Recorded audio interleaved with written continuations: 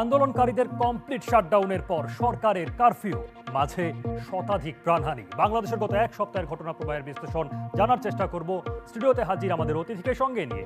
এর বাইরেও নজর দেব জনজীবনে আন্দোলন, বিক্ষোভ ও কারফিউয়ের প্রভাব প্রসঙ্গে। তো চল লগ ইন করা যাক আজকের বাংলাদেশ ট্রেন্ডিং।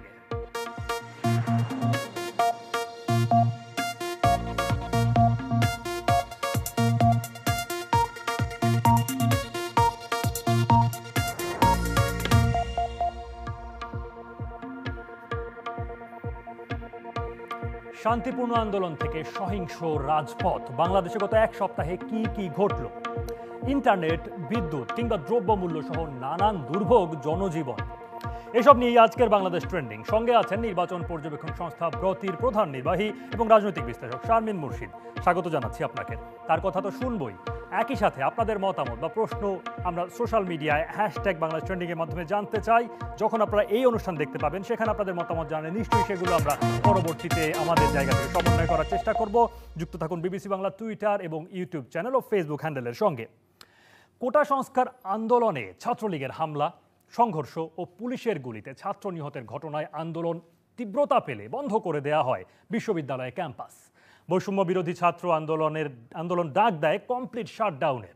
শিক্ষার্থী ছাড়াও বিক্ষোভে জড়িয়ে পড়েন অনেকে। তাদের সঙ্গে আইন শৃঙ্খলা রক্ষাকারী বাহিনীর সহিংসতায় রণক্ষেত্র হয়ে ওঠে রাজধানী সহ দেশের বিভিন্ন এলাকা। এমন প্রেক্ষাপটে শুক্রবার রাত থেকে চলছে কারফিউ। আর অন্যদিকে গত মঙ্গলবার থেকে রোববার পর্যন্ত 6 দিনে সহিংসতায় নিহত হয়েছেন অন্তত 141 জন।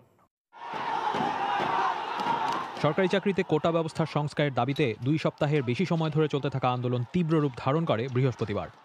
আগের দিন পুলিশ ও আওয়ামী লীগ কর্মীদের সাথে সংঘর্ষে নিহতদের মৃত্যুর প্রতিবাদে আন্দোলনকারীরা এদিন কমপ্লিট শাটডাউন কর্মসূচি দেন। ঢাকা সহ দেশের বিভিন্ন জায়গায় রাস্তায় নামে স্কুল, কলেজ, বিশ্ববিদ্যালয়ের ছাত্ররা। ছাত্রদের সাথে অন্যান্য বিক্ষোভকারীদেরও যোগ দিতে দেখা যায়।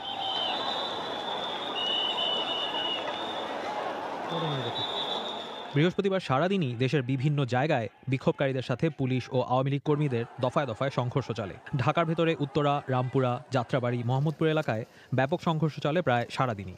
সংঘর্ষে শুধুমাত্র উত্তরাতেই অন্তত 8 জন মারা যান। দুপুরে এক পর্যায়ে বিক্ষোভকারীরা বাংলাদেশ টেলিভিশন ভবনের একাংশে আগুন জ্বালিয়ে দেয়।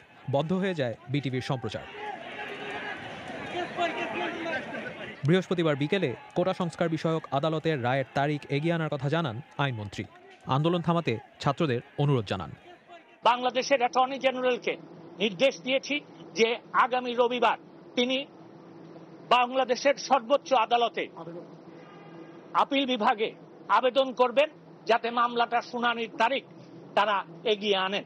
আমি তাদেরকে অনুরোধ করছি যে তারা যেন এই সহিংসতা বন্ধ করে এবং এই আন্দোলন প্রত্যাহার বা স্থগিত করে। রাতে সারা দেশে ব্রডব্যান্ড ইন্টারনেট সংযোগ বিচ্ছিন্ন হয়ে যায়। এর আগে দুপুরে সহিংস পরিস্থিতি নিয়ন্ত্রণে মোবাইল ইন্টারনেট বিচ্ছিন্ন করার কথা জানান আইসিটি প্রতিমন্ত্রী। বৃহস্পতিবার সারাদিন চলা সংঘর্ষে সারা দেশে মারা যান অন্তত 26 জন, আহত হন 1,500-এর বেশি। ঢাকার বাইরে চট্টগ্রাম, রংপুর, নরসিংদী, নারায়ণগঞ্জ, মাদারীপুর সহ আরও বেশ কিছু জায়গায় ব্যাপক সংঘর্ষ হয়। শুক্রবার সকাল থেকে দেশের বিভিন্ন জায়গায় তীব্র মাত্রায় সংঘর্ষ ছড়িয়ে পড়ে। বিক্ষোভকারীদের দমাতে ঢাকার বিভিন্ন জায়গায় র্যাব ও পুলিশ হেলিকপ্টার দিয়ে টিয়ারশেল ও সাউন্ড গ্রেনেড নিক্ষেপ করে। অগ্নিসংযোগ করা হয় বেশ কয়েকটি সরকারি ভবনে। অনেক জায়গাতেই টিয়ারশেল, রাবার বুলেটের পাশাপাশি শটগানের গুলি ব্যবহার করে আইন শৃঙ্খলা রক্ষাকারী বাহিনী। গুলি শেষ হয়ে যেতে থাকলে বারবার গুলি আনতেও দেখা যায়। সংঘর্ষ চলাকালে নরসিংদীর একটি জেল থেকে পালিয়ে যায় 800-র বেশি কয়েদি। শুক্রবার সন্ধ্যায় ঢাকা সহ দেশের বিভিন্ন জায়গায় বিক্ষোভ অব্যাহত থাকে। সেদিন মধ্যরাতে কোটা সংস্কার আন্দোলনের সমন্বয়কদের কয়েকজনের সাথে সরকারের প্রতিনিধি দলের বৈঠক হয়। তারা 8 দফা দাবি জানালেও সমন্বয়কদের আরেকটি দল বিবৃতি দেয় যে এই বৈঠকের বিষয়ে তাদের কিছু জানানো হয়নি। আইন শৃঙ্খলা পরিস্থিতির অবনতি হতে থাকলে শুক্রবার রাতে সারা দেশে জারি করা হয় কারফিউ। সিদ্ধান্ত হয় সেনা মোতায়েনের। সেদিনের বিক্ষোভে বাংলাদেশ জুড়ে অন্তত 56 জন মারা যান। হাসপাতালে ভর্তি হন কয়েক হাজার গুলিবিদ্ধ আহত মানুষ। শনিবার কারফিউর প্রথম দিনে সংঘর্ষের তীব্রতা কমলেও বিভিন্ন জায়গায় বিচ্ছিন্নভাবে বিক্ষোভ চলতে থাকে। ঢাকার বিভিন্ন পয়েন্টে ও গুরুত্বপূর্ণ স্থাপনাগুলোকে ঘিরে ছিল সেনাবাহিনীর উপস্থিতি। কারফিউ থাকা সত্ত্বেও শনিবার দেশের বিভিন্ন জায়গায় হওয়া সহিংসতায় মারা যায় অন্তত 26 জন। তারা কয়েকজন সাথে আসে। এরই মধ্যে শনিবার আন্দোলনের অন্যতম সমন্বয়ক নাহিদ ইসলাম আটক হন। কয়েকজন মিলে জোর করে নিচে নামিয়ে নিয়ে যায় আর কি। সিভিল ড্রেসের ছিল তারা। একটা পর্যায়ে হচ্ছে তারা আমাকে physically and mentally torture assault করা শুরু করে এবং লোহার হয়তো কিছু একটা দিয়ে মারধর শুরু করে দাঁড় করিয়ে। রবিবার আদালতের রায়ে জানানো হয় যে সব ধরনের সরকারি চাকরিতে 93% নিয়োগ মেধার ভিত্তিতে হবে। 93% মেধার ভিত্তিতে হবে। মুক্তিযোদ্ধার সন্তান বা নাতিদের বা নাতনিদের মধ্য থেকে 5% নেওয়া হবে। যারা ক্ষুদ্র জাতি নৃগোষ্ঠী তাদের মধ্য থেকে 1% নেওয়া হবে, আর 1% দুই ভাগ করা হবে। একটা হচ্ছে যে আমাদের যে প্রতিবন্ধী ওদের এবং তৃতীয় লিঙ্গ দুজনের মাঝখান থেকে 1% নেওয়া হবে। সরকারি, আধা সরকারি, স্বায়ত্তশাসিত সবগুলো চাকরির ক্ষেত্রে এটা প্রযোজ্য হবে। দুজন মারা গেছে। কারফিউর দ্বিতীয় দিন রবিবার সংঘাত সহিংসতা আগের কয়েকদিনের তুলনায় কম হলেও কিছু জায়গায় অল্প সময়ের জন্য বিচ্ছিন্নভাবে চলা সংঘর্ষে ঢাকা ও নারায়ণগঞ্জে অন্তত 13 জন মারা যায়। কারফিউর তৃতীয় দিন সোমবার স্বরাষ্ট্র মন্ত্রণালয়ের পক্ষ থেকে জানানো হয় যে ঢাকা, গাজীপুর, নারায়ণগঞ্জ ও নরসিংদী বাদে অন্যান্য জেলার কারফিউ জেলা প্রশাসন তুলে নিতে পারবে।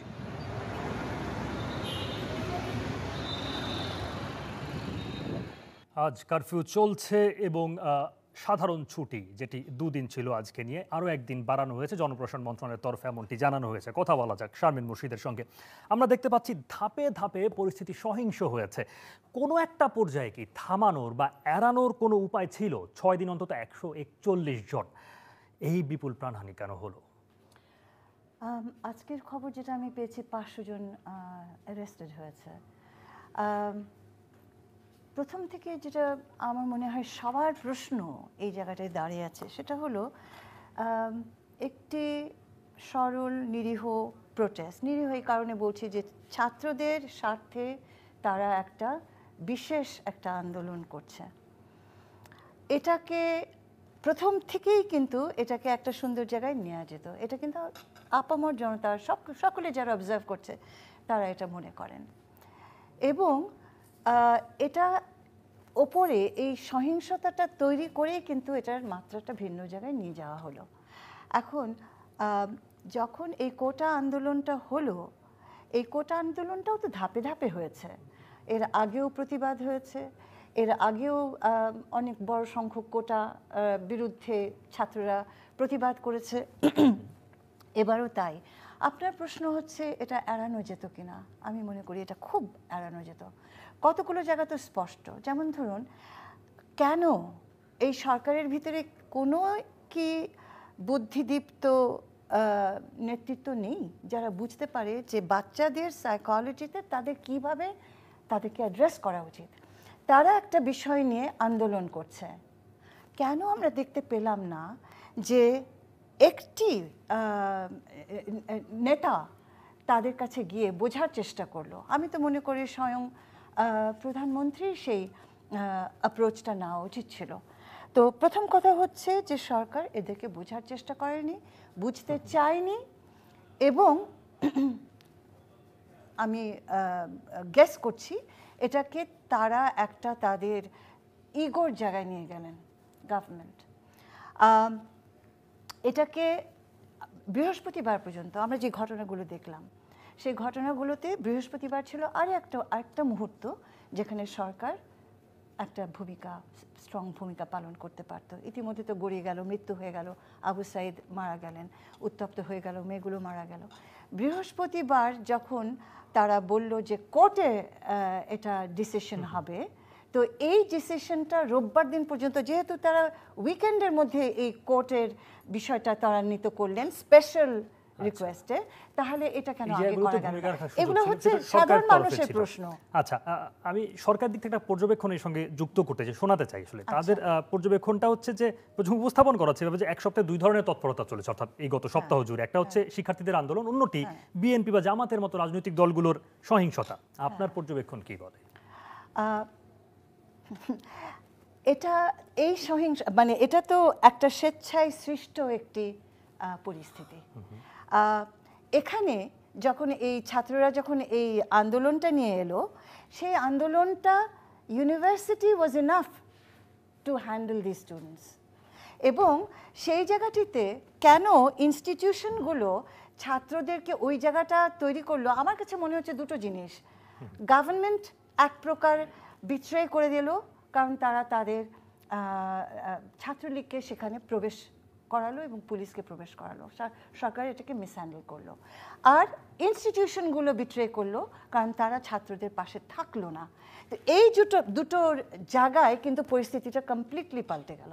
আচ্ছা, দুটি জায়গায় আলো ফেলছেন। ঘটনা পরম্পরায় আজকে প্রধানমন্ত্রী শেখ হাসিনা ব্যবসায়ীদের সঙ্গে বৈঠক করেছেন এবং সেখানে প্রধানমন্ত্রী শেখ হাসিনা বলেছেন এটা যে বাংলাদেশের কোটা সংস্কার আন্দোলন ঘিরে এবং পরবর্তী যে পরিস্থিতি, চলমান পরিস্থিতি, আরও শক্ত অ্যাকশন নিয়ে দমন করে পরিবেশ উন্নত করবেন। সোমবার তার কার্যালয়ে শীর্ষস্থানীয় ব্যবসায়ীদের সাথে মতবিনিময়ে তিনি কথা বলেন। শেখ হাসিনা বলেন যত দ্রুত সম্ভব এই অবস্থার পরিবর্তন হবে। অনেকটা শান্ত করে নিয়ে এসেছেন বলে জানিয়েছেন, আসতে পেরেছেন বলে জানিয়েছেন। অবস্থা আস্তে আস্তে আরও ভালো হবে বলেছেন এবং যতটুকু ভালো হবে কারফিউও সেই সঙ্গে শিথিল হয়ে যাবে, এটা প্রধানমন্ত্রীর বক্তব্য। অন্যদিকে বৈষম্য বিরোধী ছাত্র আন্দোলনের 4 জন সমন্বয়ক নিখোঁজ এটি জানিয়ে 24 ঘন্টার আলটিমেটাম দিয়েছেন অন্য 2 জন সমন্বয়ক। এরপরে বুধবার সকালে সারা দেশে যার যার অবস্থান থেকে মুখে কালো কাপড় বেঁধে প্রতিবাদ জানানোর কর্মসূচি ঘোষণা করেছেন তারা। একই সঙ্গে তারা আইনমন্ত্রী, স্বরাষ্ট্রমন্ত্রী সহ 4 জন মন্ত্রীর পদত্যাগও দাবি করেছেন। আব্দুল্লাহ হান্নান মাসুদ ও মাহিন সরকার কিছুক্ষণ আগে সংবাদ সম্মেলন করে এই দাবি জানিয়েছেন। শামীম মুর্শিদ, আজকের দিনের যে দুটো আপডেট শুনছিলেন এবং আপনি যদি আন্দোলনের সময় খেয়াল করে থাকেন, অন্তত শিক্ষার্থীরা যতক্ষণ পর্যন্ত মাঠে তাদের অবস্থান নিয়েছিল, কোথাও কোথাও সাধারণ মানুষকে শিক্ষার্থীদের প্রতি সহায়তার হাত বাড়িয়ে দিতে দেখা গেছে। এর মধ্য দিয়ে কি সাধারণ মানুষের তরফ থেকে সরকারের প্রতি বা কর্তৃপক্ষের প্রতি কোনো বার্তা দেয়া হয়েছে বা বার্তা দেখেন? দেখুন, সবচেয়ে বড় কথা হচ্ছে কি জানেন, এই কোটা আন্দোলনটি শুধু কোটা আন্দোলন নয়। এই কোটা আন্দোলনটা ছাত্রদের জন্য কোটা আন্দোলন খুব গুরুত্বপূর্ণ, কিন্তু এটার ভেতরে যে অসন্তোষ বিরাজমান ছিল, যে অন্যায়গুলো দিনের পর দিন হয়ে যাচ্ছিল ছাত্রদের প্রতি, সমাজের প্রতি, যে দুর্নীতির আক্রোশে আমরা বাস করেছি, সেই সবটুকুই কিন্তু এখানে একটা প্রতিফলন ঘটেছে। আমি এটা বিশ্বাস করি। কেন? কারণ আমরা দেখেছি মাদেরকে এগিয়ে গিয়ে সাহায্য করতে, আমরা দেখেছি, আমরা নিজেরাই দেখতে পাচ্ছি যে বাচ্চারা এখানে নাগরিকদের ক্ষোভও আসলে এই জায়গায় সম্পৃক্ত হয়েছে। একেবারেই তাই। এবং ক্ষোভটা দুটো জিনিস, ক্ষোভটা শুধু তাদের জায়গা থেকে নয়, ক্ষোভ মানে কি বলবো এটাকে, বিক্ষুব্ধ হয়েছে কারণ তাদের বাচ্চাদের উপরে ফিজিক্যাল অ্যাসল্ট করা হয়েছে, তাদের বাচ্চাদের উপরে হামলা করা হয়েছে এমনভাবে যে তাদেরকে মৃত্যুবরণ করতে হচ্ছে। এটা তো কোনো অভিভাবক মেনে নিতে পারবে না এবং সমাজও মেনে নিতে পারছে না। এবং আমার মনে হয় এই জায়গাটাই কঠিন একটা সিচুয়েশন তৈরি হয়েছে। এবং আপনি বলছিলেন যে সরকার মিস হ্যান্ডেল করেছে এবং মিস উদাহরণ দিয়ে বলছেন, কিন্তু সরকার প্রধান বলছেন তারা সামাল দিয়ে এনেছেন পরিস্থিতি, তারা আরো শক্ত হাতে দমনকে উন্নত করতে পারবেন। অন্তত পরের জায়গা থেকে বলছেন, কিভাবে দেখেন, কি বিশ্লেষণ? আমি বলি, একটা ছাত্রদের আন্দোলন, আর বাংলাদেশ কিন্তু ছাত্র আন্দোলন দেখতে অভ্যস্ত। আমি বলবো এই ছাত্র আন্দোলন আমার 50 বছরের সব